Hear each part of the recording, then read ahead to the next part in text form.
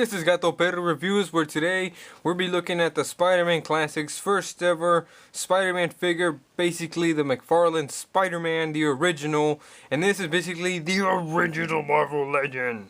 Too bad they're going away. So, this is part of our little haul that we got from La Pulga, Trader's Village, and this Spider-Man was found and bought along with other figures including a Marvel Showdown Dr. Octopus in a Marvel Universe scale, and a Green Lantern 2-pack, some kind of a guardian. I really don't know its name, or gato. So I am El Perro. And I am David the Kitty. Ooh, and this is McFarlane's Spider-Man, technically, but not the well-known, #1 Spider-Man of all time, which I mostly think is this one, just in my opinion. You're going to see a review of, aka Snapshot Spider-Man, but this is the Series 1, Figure 1, Marvel Legends, Spider-Man Classic Spider-Man with the McFarlane head sculpt. So this is a pretty awesome figure that we bought for $6. So it was pretty cheap. I was pretty happy to find it. One of the figures I wanted to buy. And it brings back some nostalgia back from my childhood, including a Spider-Man. You know, one of those little ones that you put on the bike and you're supposed to let him ride? I had a figure very close to this one, and it's like brought back some memories. And I might show you that later on, maybe in some couple of pictures. Maybe they'll be in the beginning. So let's take a quick look at this figure. Now I just want to get out of the way that he came with a display base, which was basically his head on a brick wall, and it had little pegs sticking out so you can click it onto his waist and he would look like he's on the wall. So that's what he came with. And he came with a comic book starring the Return of Sable, or the first appearance of Sable, I forgot. The Return of Sable? Okay, so this figure's pretty awesome. We get him up close, we can see his head sculpts. Very huge big eyes, very nice. I'm pretty sure this is more, I don't know McFarlane, but this head has been used again on the Black Suit Spider-Man, but minus the sculpt of the eyes and the webbing, and it has a bit of a sticking out mouth nose thing, which I'm fine with. I don't know if that's a bother to anyone else, or not me. I'm okay with it. But very nice sculpt all throughout. For a first attempt at a Marvel Legends, this is very nice.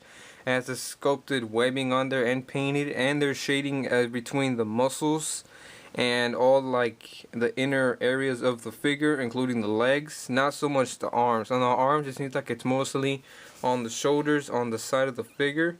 So you can see it right there. It goes in between all the webbing textures. You can see very nice on the hands, and on the other side it has the web shooters painted onto the wrist peg, which Gato will show right now. You can see it right there, so it gives a clear indication of the web shooter. And one more thing, like when you whip, it'll move along with the wrist joints, as it's just painted on, so it'll always, like unlike some Amazing Spider-Man figures where you twist the wrist, the web shooter's out of the side of the hand, which makes no sense, but oh well, what can you do? So this figure way back then corrected that, so I'm really glad about that. You can see the shading on the legs that I was talking about, and there's the spider patas right there, very nice, all the way sculpted, so very nice. And I just wanted to show quickly like some of the back of the detail, like, yeah, that's what I'm talking about. You can see the detail of the sculpted spider in the back, everything very nicely. So this figure's mold has been used countless times, and I will show the probably in a comparison along with other figures, and become like the back then figure mold to use, since it was basically the first one. And articulation back then was pretty good, so you can get him all the crazy spider poses. So articulation is pretty good. His head is on a ball joint peg thing on the top, and his neck is on a separate one as well, so you can twist the whole neck. But that neck is on a rubbery plastic piece underneath his neck, and if you pull it up like this, you can see underneath it like that. You can see underneath the peg where it sticks out. But so far, no problem. This figure is kind of old from back then, so it's still good.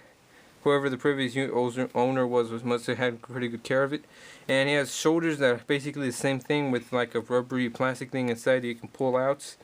But don't force it, because then it might break. No bicep swivel, probably because his arms are a bit skinny. Double jointed elbows right there, very well hidden by the plastic, which doesn't show any joints on the side, which is pretty cool, because it's something like a thing which we will have right now, because sometimes they don't paint the joints the same color as they paint what the actual figure is, in a way. And he has forearm articulation. They go side to side, kind of stiff on ours. This is still pretty new. Wrists go up and down along with the web shooter that we showed, and his fingers have the Spidey rock on thwip pose that you can bend down so he can be thwipping. as it's demonstrated on the right hand, or the left hand of Spider-Man. It has an ab crunch that goes up and down, and it clicks up and it goes side to side. And if you pull it far up enough, you can still see the inside of the figure, but not bad. He has a waist swivel, and then he has, yeah, pretty stiff joints. He has hip joints that go forward and back on T joints, which I wish I mean, Hasbro's getting the big deal of using those right now. I'm glad they're doing, but I'm glad some Spider-Man figures, like the new Scarlet Spider, still has those stupid wide joints, which are pretty good, but I'd rather just have these. So Toy Biz nailed that in the first place anyway. Then his legs go, thigh articulation goes side to side, and his thigh articulation on the other leg is pretty weak on mine. If you notice, like, yeah, right there, you can just kind of click it to the side. Double jointed knees, again with those covered joints. Calf rotation, that goes to move up and down. Cat's not keeping up with me. Yes, and toe articulation. So very good. Toe articulation is good enough so it's not very weak and you can't stand your own figure up. So, I guess for size comparison, we're going to show him next to his other Spider-Man Classics counterparts that come to the future, including my favorite Spider-Man, or one of, I guess, a Snapshot Spider-Man, which has been reviewed already. And you can see the height difference right there. He just stands maybe a little bit taller, maybe around the same size. We'll take him out and we'll show you Marvel Select Venom, who's a much bigger 7-inch scale guy, but it seems like he can fit into Marvel Legends very nicely. So obviously he's not going to fit on camera, but if you have the Spider-Man and you kind of want a Venom, I guess he would go nicely. And I'll show you the comparison of the figure now and other figures that are the same mold.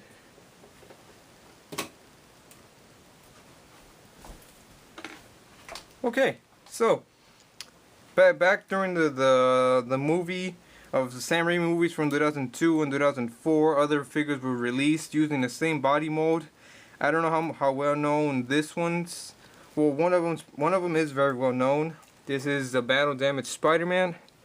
This uses the exact same mold as this guy right here, but probably seems a bit taller on camera. I don't know why. Maybe because his head is a bit bigger. But very exact same mold, except this one added the bicep swivel, and this one actually didn't have the covered joints. So you can see right there, I'm talking about, it shows red. Probably like it has paint wear on it, but still. So there's that figure, and there's this one, the Spider-Man 2 normal non-damaged Spider-Man figure, again with the bicep swivel and everything, the back spider. And some people say this is a Spider-Man 1 figure, but it's not. It's not, because this is a darker blue like most of the figures were. And the back spider is not that fat thing on the bottom of the spider butt, so that proves it. And these are basically different sculpts, just been reworked, so you can see the differences there, especially in the eyes. The spider and everything's been reworked, but very exact same mold. So, in other words, get this Spider-Man. He's like an archive to your Marvel Legends collection if you know, a Marvel Legends fan, because he's basically a Marvel Legends figure. I recommend it. I would give it a 8 out of 10.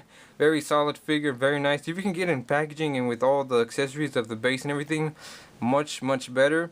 Although I don't really care for this, I'm just going to pose it, and it does fall over. Since I said my thigh swivel was pretty weak. And Gato, what do you give it? I would give it the same rating, an 8. Nice. So, let us know if you're any other figures you want to review that you've seen. Like the Dark Octopus, maybe you should be interested in that. But most of the time you probably won't comment anyway. So, this has been GatoPerro Reviews, and today we're looking at the Spider-Man Classics Series 1 Figure 1 Spider-Man, the first ever Marvel Legend. Bye.